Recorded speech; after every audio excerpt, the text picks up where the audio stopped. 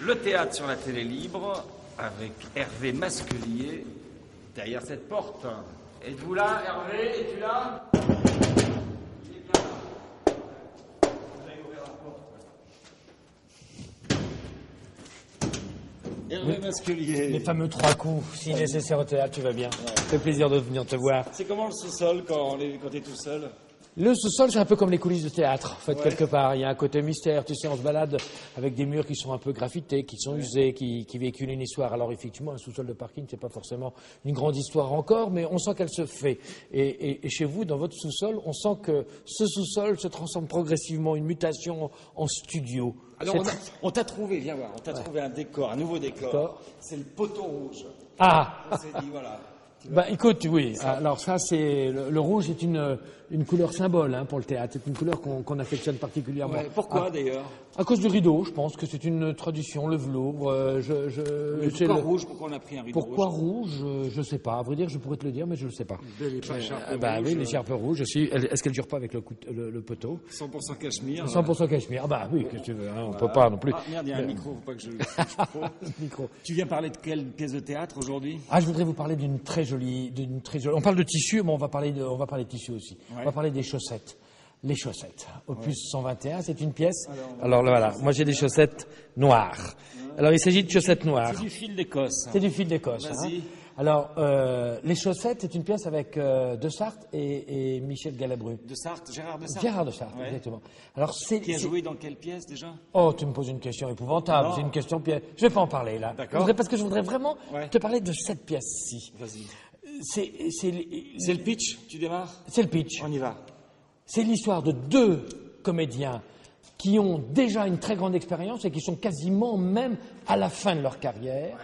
Enfin, Michel Galabru joue un peu le rôle de sa vie aussi là, puisqu'il a 84 ans, Michel Galabru. Donc il est sur scène avec ses 84 ans, à la rencontre d'un rôle hypothétique d'un de ses amis qui est joué par Gérard de Sarthe et qui lui propose de jouer des poèmes, des textes d'auteurs contemporains, un melting pot de choses, tout ça orchestré et agrémenté par des morceaux de musique qu'il jouerait lui au violoncelle et Gérard de Sarthe au violon, et le tout habillé dans des costumes de clown. Voilà. Or, l'histoire veut que le personnage de Michel Galabru est un personnage extrêmement célèbre dans le mythe de l'histoire du théâtre, de l'histoire de ce théâtre-là. C'est une star qui dit à l'autre, mais écoutez monsieur, moi je ne vais pas venir jouer déjà gratuitement avec un costume de clown et en faisant du violoncelle que finalement je ne fais qu'à mes heures perdues, je ne suis pas un joueur. Et Gérard de Sarthe, lui, va le convaincre, va emmener ce vieux grincheux à accepter à jouer cette pièce, à la répéter tout au moins. Et nous, spectateurs, on assiste à la progression de cette répétition qui doit mener ces 2 acteurs à jouer cette pièce. Et finalement, Galabru, progressivement, va accepter à jouer sans être payé, va accepter à répéter sans être payé, va accepter à mettre ce costume de clown, va accepter à jouer avec son violoncelle, et puis va se disputer aussi, parce que vraiment, ils sont à l'opposé de l'un de l'autre, tous les deux. Ces 2 vieux comédiens qui ont des manies, qui ont des fantasmes, qui ont des rancœurs, qui ont des oublis, ils ont un paquet de souffrances absolument incroyables. Et progressivement, en fait, cette pièce merveilleuse, parce que c'est tout l'art de la progression, de la séduction, de l'envie d'aller quelque part vers une chose qui est essentielle pour ces 2 hommes, qui est le théâtre, et qui est finalement assez important quand on est, pour nous, individuellement, on a besoin de l'autre. Et on a surtout besoin d'une chose, c'est rompre la solitude. Ce sont 2 personnes seules qui se retrouvent pour une dernière fois essayer de jouer encore. Tous les moyens sont bons. Et puis en fait, au lieu de se cacher derrière leur personnage d'acteur, avec leur notoriété, leurs blessures, leurs réussites, leurs échecs, ce sont finalement 2 hommes qui vont se retrouver à la fin de la pièce et qui vont tellement trouvé cette force de simplicité de la rencontre qu'ils vont jouer la pièce très différemment de ce qu'il a prévoyé au départ. Et c'est magnifique. Il y a quoi comme décor? Ils sont que deux? Ils sont que deux. Ouais, il y a un décor qui est une scène de théâtre au début de la pièce, qui est une scène de théâtre vide, en état de répétition, c'est-à-dire bourré d'accessoires totalement inutiles, de vieux éléments de décor, d'échelles, de chaises, de coffres à jouer, enfin que sais-je, des choses qui traînent là.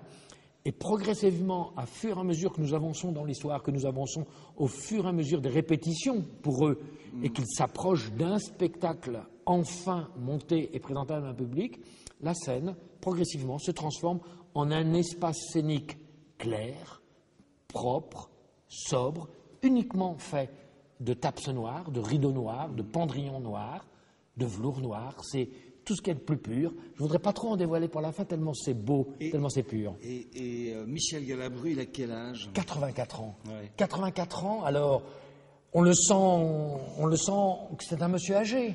Bah, un peu, Hein, ouais. mais on le sent très vif encore dans sa gouargue. Hein, c'est le « Oh, allez, vous me cassez les pieds !» Et il a cette voix tonitruante, et puis il parle cru, et puis il s'énerve, et puis à 84 ans, il te le fait encore. Il est tout à fait séduisant parce que c'est, pour une fois, un Galabru désespéré, enfin, le personnage, qui est un personnage désespéré, qui essaye de se raccrocher à quoi? À ce qu'il a, à son chat, à tout un fantasme qu'il imagine et qu'il reporte en disant « Mais moi, vous comprenez, je suis une star, je ne suis pas n'importe qui !» Puis au fur et à mesure, il dit « Vous auriez pas... Allez, 5 € pour que je puisse rentrer ce soir. » Et ça se passe à la veille de Noël. Alors, c'est d'autant plus touchant que, avec Noël, on a, nous, cette espèce c'est un conte de Noël, finalement, tu sais. Ah oui, il y a ceux qui ont des cadeaux, ceux qui n'en ont pas. Est-ce qu'on n'aura pas envie de faire un geste pour ceux qui n'en ont pas? On voit cette petite nostalgie poindre. Et quand tu sors de ce spectacle, Comment on est? Quoi? Tu sors avec Eh bien, quoi? je vais te dire, au cours de la pièce, ils racontent, ils viennent répéter, et Michel Galabru dit souvent à De Sarthe, il dit « Oh, il neige, j'ai eu du mal à venir, j'ai les chaussures mouillées. » Eh bien, quand on sort du spectacle, on regrette qu'il ne neige pas. On a envie qu'il neige. On a envie de se dire, on était finalement dans la réalité, parce que... Quand toi, t'es sorti. Ah oui, quand je suis sorti, c'est Mais ça. si ça se trouve, il va neiger. Mais si ça se trouve, il peut neiger. Donc et- s'il neige, et voilà. c'est bien d'y aller. Ah bah s'il neige, c'est bien d'y aller. Et puis même s'il neige pas, laissons tomber la neige en nous. Ça fait quelquefois un peu de bien, puis c'est Noël Non, en bientôt. décembre. Ouais, mais de bien, Non, la neige. oui. En nous. En nous. En août. Ah oui, ah, très joli, bravo Bon, Jean-Paul. voilà. C'était Hervé Masquelier. Je te raccompagne. Ouais, merci.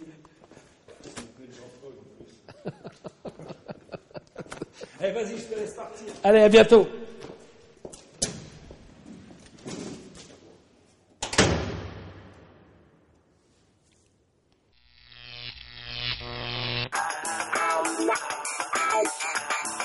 Thank you.